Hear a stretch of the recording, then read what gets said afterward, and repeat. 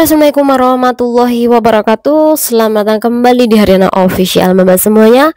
Gimana kabarnya ini hari? Semoga sampean semuanya sehat selalu di perantauan. Amin. Moga-moga sampean semuanya terhindar dari mara bahaya. Moga-moga sampean semuanya dipermudah segala urusan nih sampean ya, Mbak. Amin ya robbal alamin. Pak doa yang terbaik dari sini buat sampean semuanya. Saya selalu mensupport channel ini. Nah, hari ini di Hong Kong ini kan ono T3 ya, dan nanti ada dua kategori angin yang memasuki Hong Kong. Iki yang pertama adalah angin lokal, kemudian angin butterfly.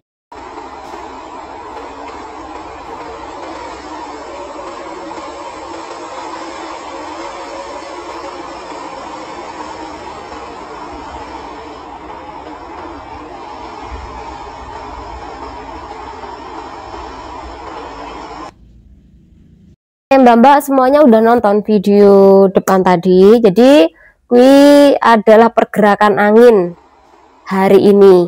Jadi ada dua, angin lokal sama butterfly. Kalau butterfly ini menuju ke Thailand. Nah, sedangkan angin butterfly ini bisa mencapai T8. Sedangkan angin lokal ini hanya bertahan T3. Ini perakiran cuaca untuk saat ini ya. Apakah nanti ada perubahan nggak tahu. Intinya berita yang aku baca hanya T3 saja, dan ini T3-nya bisa bertahan sampai besok siang. Kemudian hari Senin sama hari Selasa Hong Kong hujan. Jadi Senin Selasa ini kan anak-anak sampean kan masuk sekolah ya. Tolong untuk mbak-mbak semuanya pakai jaket yang cukup, kemudian jangan lupa persiapan payung, kemudian jaga suhu tubuh sampean. Besok jangan lupa pakai jaket Fong Lau, kemudian bawa kengkan. Intinya jangan sampai Anda sakit ketika libur. Oke? Jaga diri sampean nggih.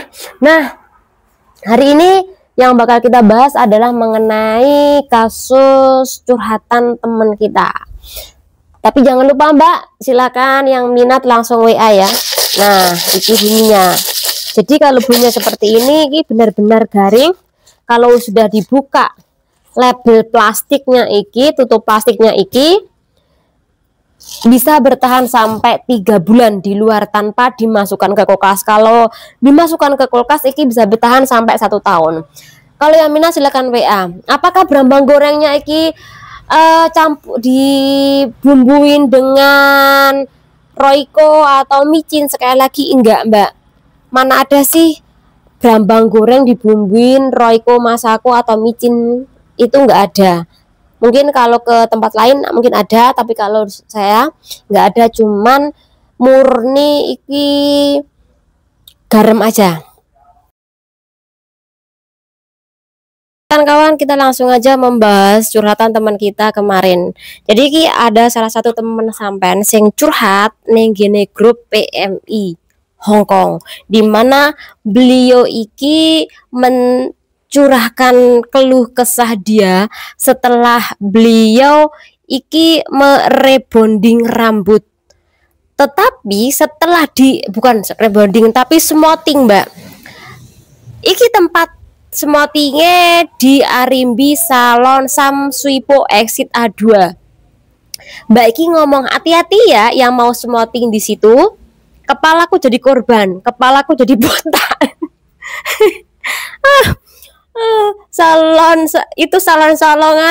Salon-salonan nggak worth it. Sekolah dulu Mbak sebelum ngerjain kepala orang, bayar mahal, tapi hasil smoothingnya zero besar. Nyesel banget kesana, rugi waktu, duit, kepalaku botak, rambutku jadi rusak. Dan bener Mbak, rambutnya dia botak sampai ada rambut dia yang tercabut, jadi tinggal tulangnya Mbak. Nah, Mbak meluahkan emosinya ngene grup PMI, yaitu tepatnya ini curhatan PMI Hong Kong. Nah, ada juga curhatan-curhatan yang lain setelah Mbak Iki bikin status. Salah satunya adalah dari Mbak Ayunda. Aku dulu juga pernah loh Iki bikin sakit hati. Hati-hati juga buat kawan-kawan yang lain. Mbaknya bilang katanya cuman salah obat. Rambutku jadi kaku kayak sapu, terus nggak bisa disisir. Kalau disisir patah-patah. Butuh 1 tahun untuk pulih. Itu pun harus sering krimbat dan perawatan lain.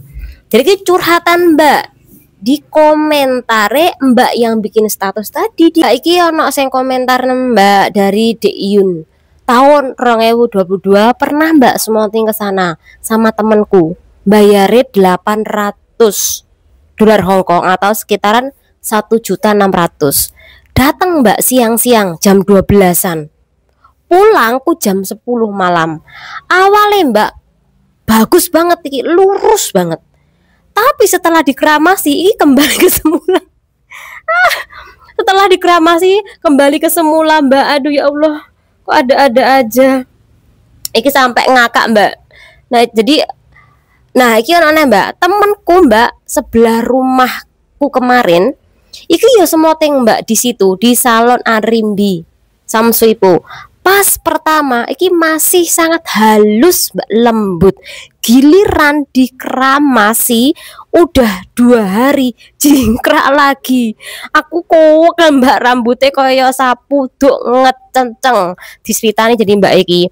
Jadi sebenarnya ki ono Mbak kasus-kasus yang sama dan gue yes, pernah loh Mbak dibahas neng gene grup para PMI Hongkong.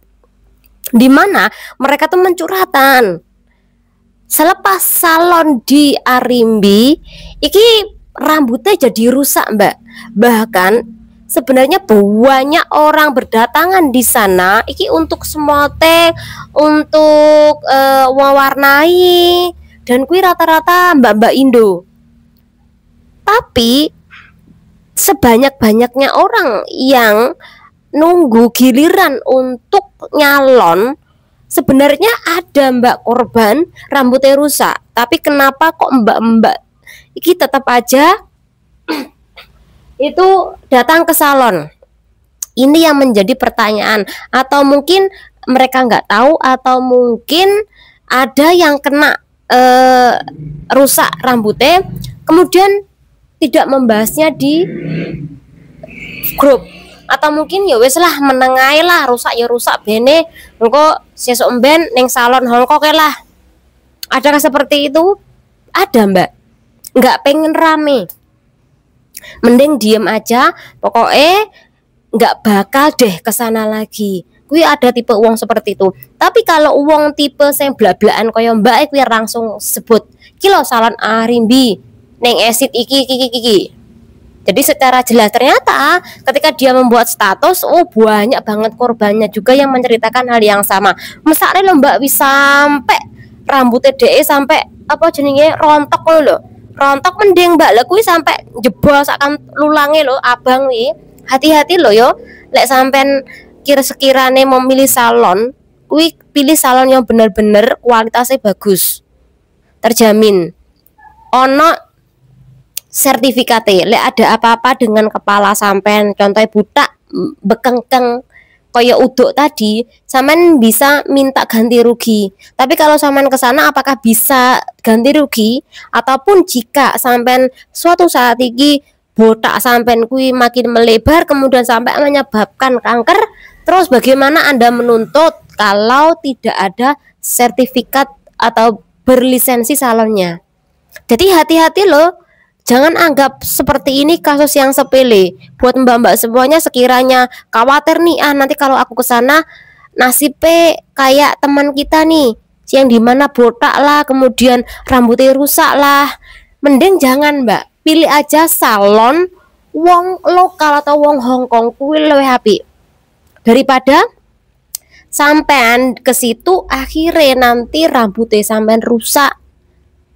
Karena opo kasus seperti iki banyak, dan lek wis rusak takutnya sampai rambutnya entek, kamen keramas mau jungkasi brodol karena opo nggak cocok salonmu, nggak bener mbak salonmu.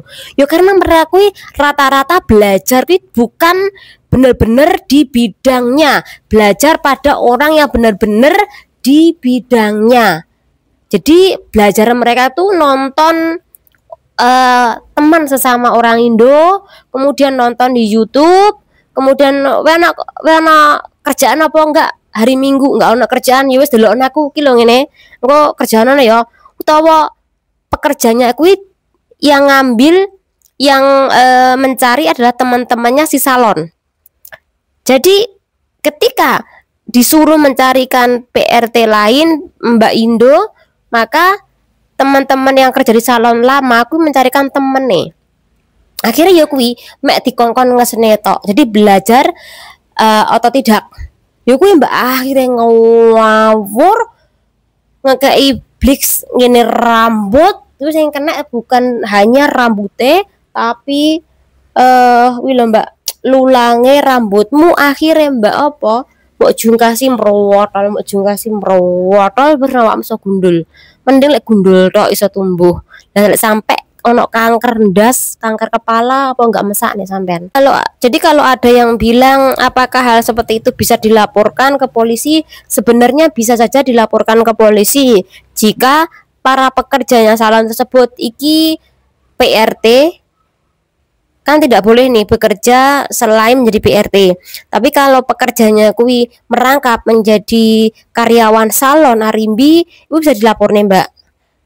Ataupun Anda menuntut ganti rugi. Kalau nggak memberikan duit ganti rugi, Anda bisa melaporkan langsung ke polisi. Sebenarnya ada banyak cara sih, cara Anda untuk melawannya. Tetapi sekali lagi ingat ya, karena di dalam kasus ini yang salah nggak hanya si pemilik salon, tapi sampean juga salah. Karena seharusnya sampean tahu bahwa salon-salon milik wong Indo kui biasanya salon-salon yang murah dan kui memang tidak berlisensi. Harusnya dari sini sampean harus paham dan harus tahu. Kalau sudah tidak berlisensi kui berbahaya.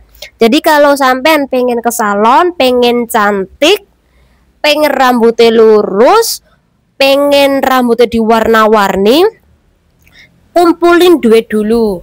Kalau sampean sudah ada duit, baru sampean ke salon milik wong Hongkong. Jangan pilih salon yang dimana didirikan wong Indo dan pekerjanya wong Indo yang tidak berkompeten. Pokoknya ngawur ngono kuwi kerjane. Jadi hati-hati di dalam kasus ini kan kawan semuanya. Semoga nggak ada kejadian yang sama. Semoga bermanfaat. Wassalamualaikum warahmatullahi wabarakatuh.